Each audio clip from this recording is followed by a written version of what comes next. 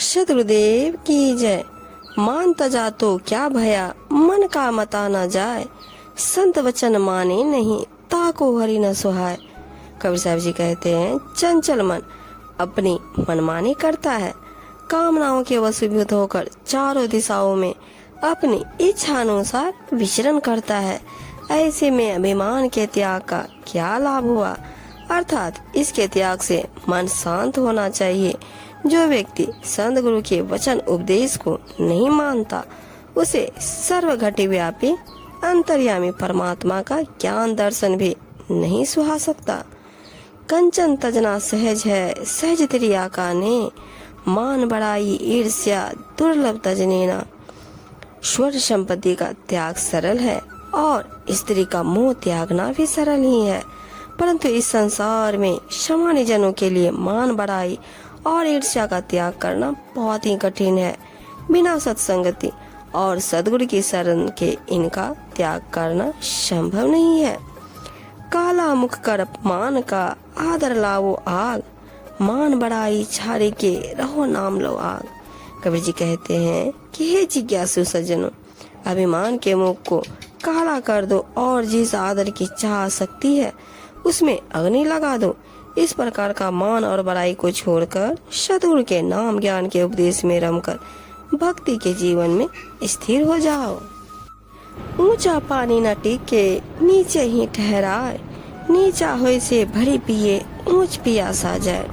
कबीर साहब जी कहते हैं, ऊंची भूमि पर पानी कभी नहीं रुक पाता, वह नीची भूमि में ही जाकर रुकता है। जो अपने आप को नीचा करेगा वह अंजलि भर भर कर पेट पानी पिएगा, परंतु जो नीचा नहीं होगा, ऊंचा तना खड़ा रहेगा, वह तो प्यासा ही रह जाएगा। इसलिए उच्च अभिमान त्याग कर दीनता विनम्रता का, लघुता में प्रभुता बसे, प्रभुता से प्रभु दूर, कीरी सो मिश्री चुगे हाथी के सिर दूर। कबीर साहब जी समझाते हुए कहते हैं, दीनता में ही प्रभुत्व के सभी सद्गुण दया, क्षमा, शील, संतोष तथा विवेक आदि होते हैं, जबकि मोह अभिमान की शक्ति से अंतर्यामी परमात्मा भी दूर होता है। जैसे चींटी तो मिश्री चुनकर खा जाती है, परंतु हाथी अपने सिर पर धूल ही चाटता है। चींटी के लघुता में प्रभुता रूपी मिश्री का गुण है और हाथी के अहंकार में प्रभुता रूपी धूल का गुण है। बड़ा बड़ाई ना करे, छोटा बहु इतराय, जो प्यादा फर्जी भया टेढ़ा टेढ़ा जाए।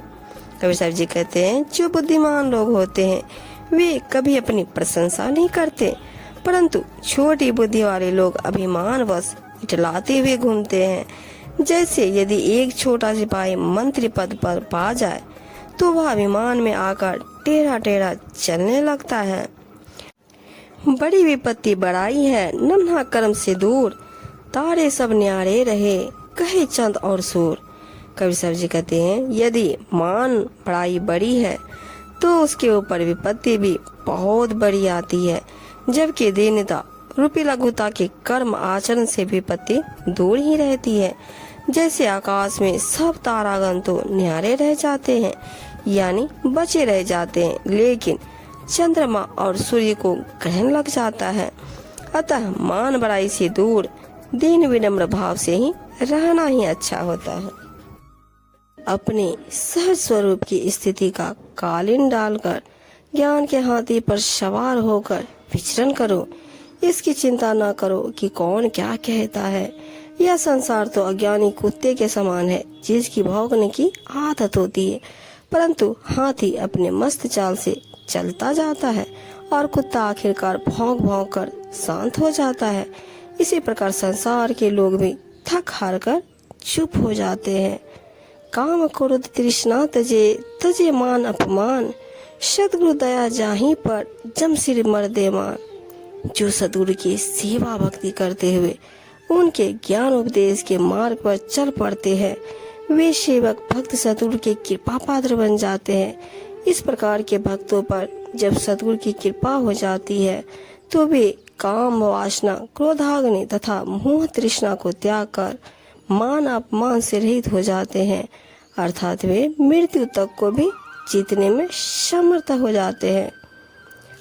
हरिजन तो हारा भला जीतन दे संसार, हारा तो हरि सो मिले जीता जम के द्वार।